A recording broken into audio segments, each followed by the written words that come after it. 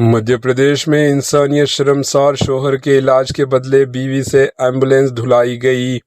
ریاست مدھیہ پردیش کے کنٹی ضلع سے انسانیت کو شرمندہ کرنے والا ایک واقعہ سامنے آیا، جہاں ایک بے بس خاتون کو اپنے شوہر کے علاج کے لیے سخت ذلت کا سامنا کرنا پڑا۔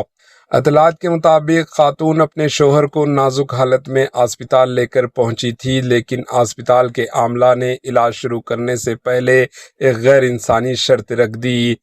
عملہ نے خاتون سے کہا کہ اگر وہ اپنے شوہر کا علاج کروانا چاہتی ہے تو پہلے ایمبولینسز کو صاف کریں۔